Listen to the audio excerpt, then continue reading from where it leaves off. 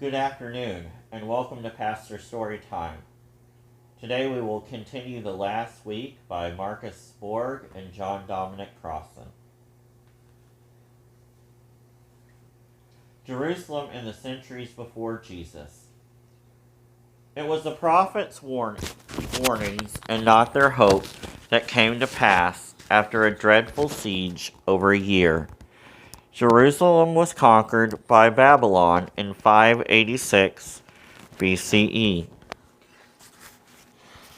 The city and the temple were destroyed, and many of the Jewish survivors of the war were taken into exile in Babylon, where they lived in conditions of virtual slavery. It looked like the end of the Jewish people, but even in exile, the yearning for Jerusalem remained. In Psalm 137 are poignant words filled with grief and resolve. By the rivers of Babylon, there we sat down, and there we wept, when we remembered Zion. On the willows there we hung up our harps, for there our captors asked us for songs, and our tormentors asked for mirth, saying, "Sing us one of the songs of Zion."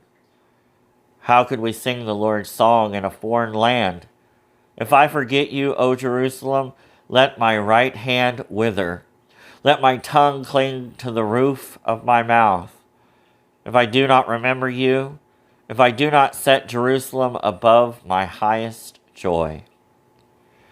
After about 50 years in exile, the Jewish people were permitted to return to their homeland. In the late 500s, within a few decades of their return, they rebuilt the temple. Because of the impoverished state of the returned community, it was a very modest structure compared to the Temple of Solomon, which had been destroyed. For several centuries, Judea, with its capital in Jerusalem, was ruled by foreign empires.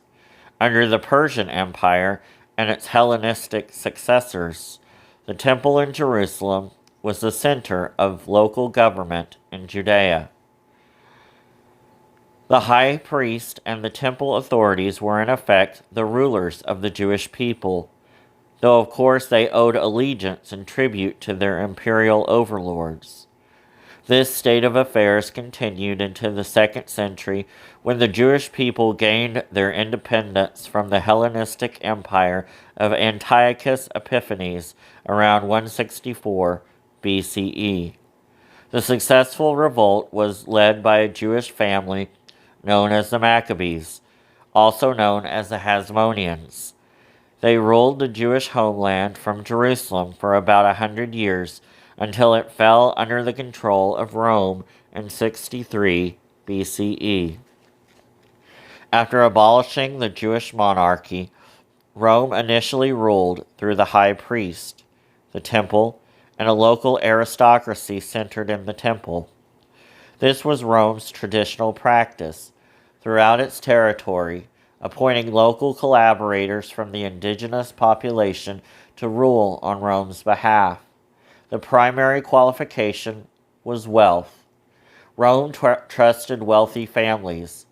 These local collaborators were given a relatively free hand in their rule of their own population, so long as they were loyal to Rome and maintained order.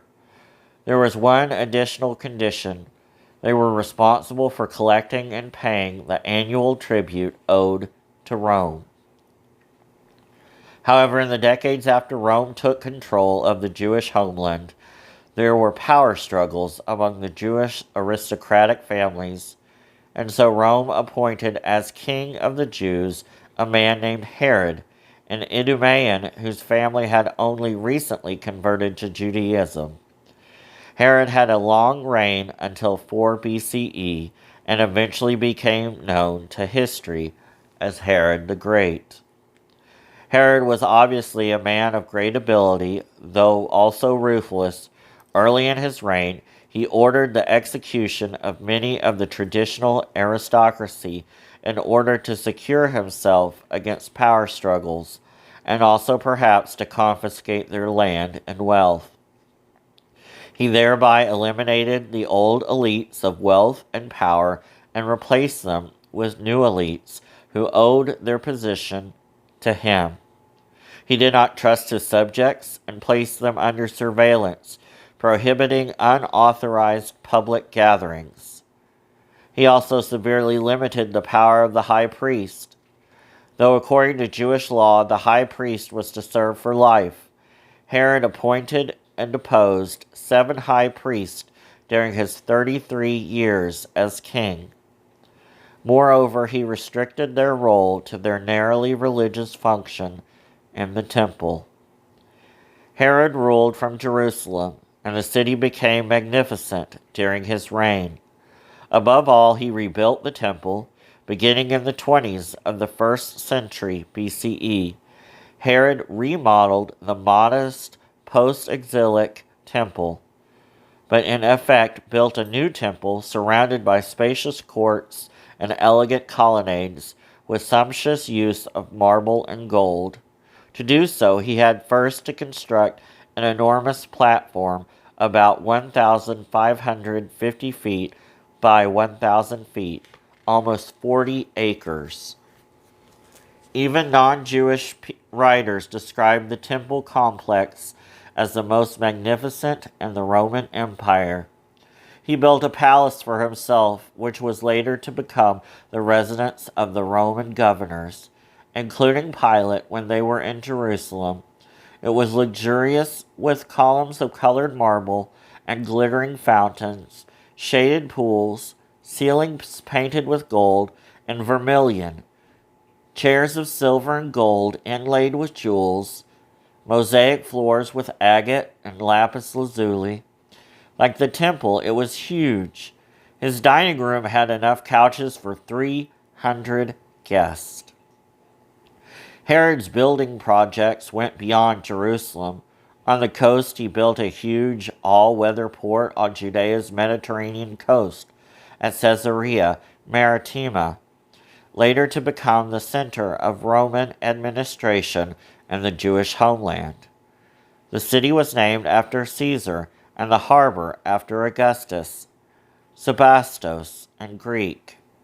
The harbor's giant breakwaters had foundations using state-of-the-art cement that dried underwater, and they were large enough to support huge warehouses.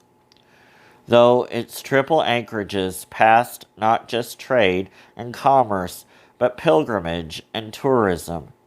He also built fortresses and palaces for himself at Masada, Herodium, Jericho, and Machaerus.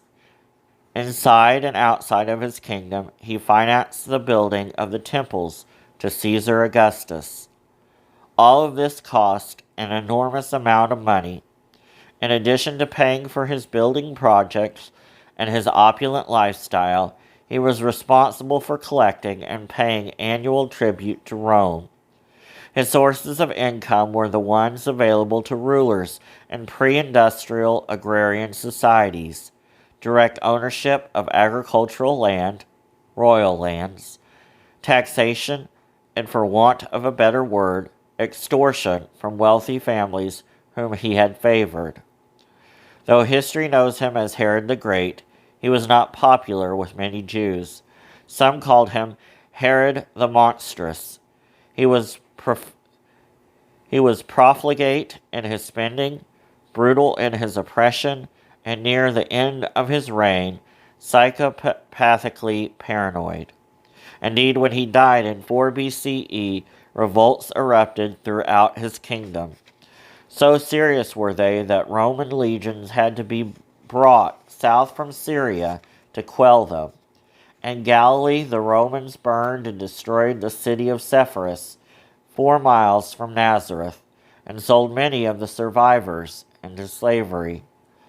After Jerusalem was retaken, the Romans crucified 2,000 of its defenders en masse.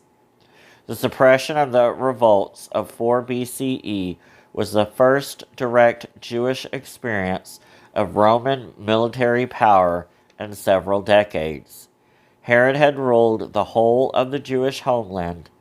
After his death, Rome divided his kingdom into 3 parts, each ruled by one of his sons. Galilee and Transjordanian Perea were assigned to Herod Antipas, the area northeast of the Jordan to Philip, and Judea and Samaria to Archelaus. Like his father, Archelaus ruled from Jerusalem, but in 6 CE, Rome removed Archelaus from his throne and began to rule his portion of Herod's kingdom with governors sent from Rome.